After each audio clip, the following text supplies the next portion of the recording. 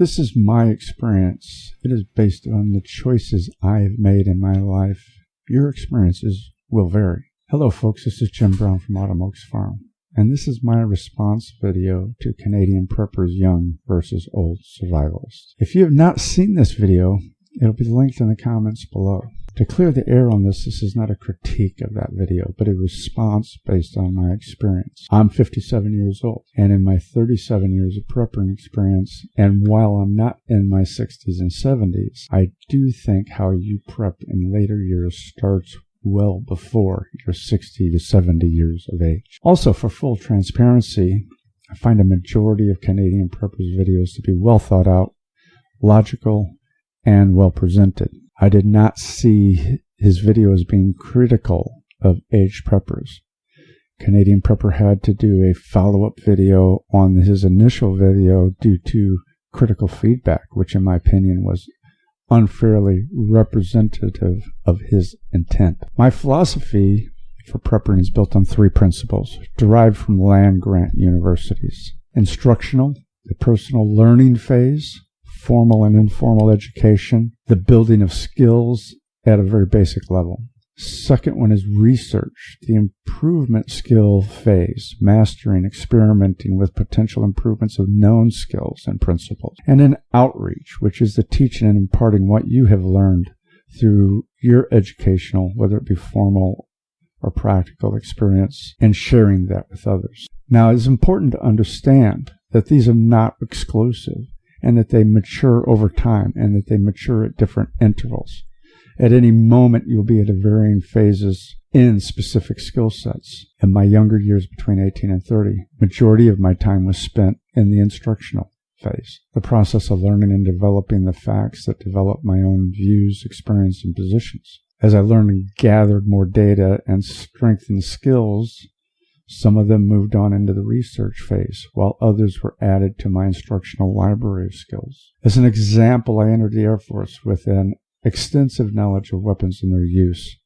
I had been hunting and shooting for nearly 8 years, from the age of 10 to 18. That did not make me a weapons expert, but much of what the service was teaching me formally was very remedial for me. At the same time, I had no clue about food preparation and preservation, so that was all instructional. Now, a Canadian prepper describes it at that early stage in years that fear may be set in out of a desire and need to reproduce. And while that can be the case for most, it wasn't in my case. I had a much more arrogant approach. I was going to survive. That came from my experience as a teenager. I could survive. I had only myself to care for, and I felt that regardless of the situation, that I could adapt and I could overcome. That approach continued even after I got married. My wife was able to provide and operate on her own. Mobility was not going to be an issue. Scavenging was a skill I learned from living on the farm and from my father and grandfather. And at that point, I was taking a look at the inventory of skills that I had and focused on those that needed improvement and put my skills I already had strength in into maintenance mode. This did not change for me until my children were born. It was a sudden and overwhelmingly realization that I now needed to account for, and it was not of a fear for me or my wife as it was for my children, that I started preparing more out of fear that my children could not survive without me. They would not survive without me, especially with young infants. It is also when the outreach element of my teaching started to expand and grow and gain in some maturity, and my teaching of my children as they became old enough to understand very basic principles of preparation. You can think of it as things that you may have learned if you were a member of the Boy Scouts, for example. Very basic preparation skills. Now that my children are off on their own and starting their own families, my preparation and preparing has taken another direction, and one that might surprise some people.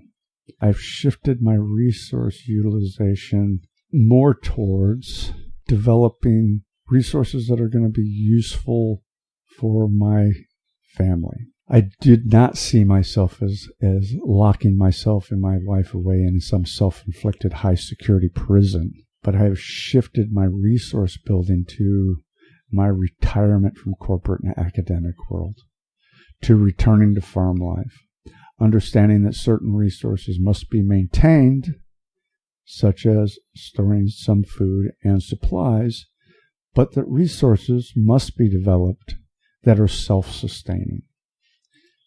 I recently planted pecan trees on my property, and a comment made by one of my neighbors was, well, they're not going to start producing until you're 67 years old. My response was, that's true, but I'm not planting them for me. I'm building that legacy that my children and grandchildren can then build upon.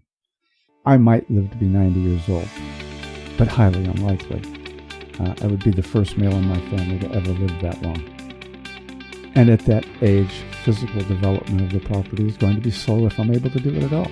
However, I can lay the groundwork, and that is going back to the point that Canadian Prepper was making. What are you preparing for at this age? I am preparing for the legacy. I'm preparing for the groundwork.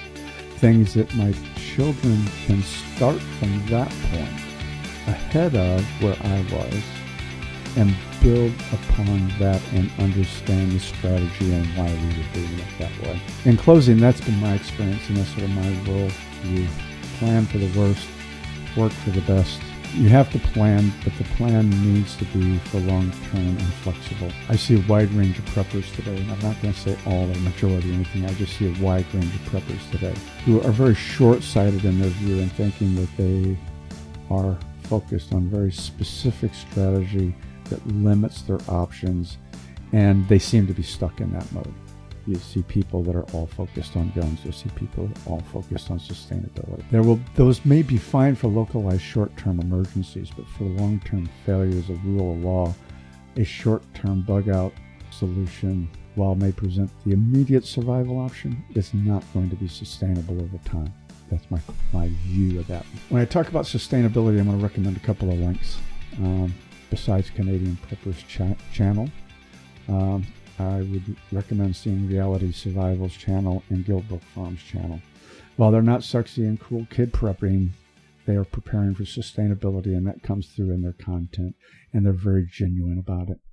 I also recommend watching the After Collapse series from Canadian Prepper because I think it gives some insight.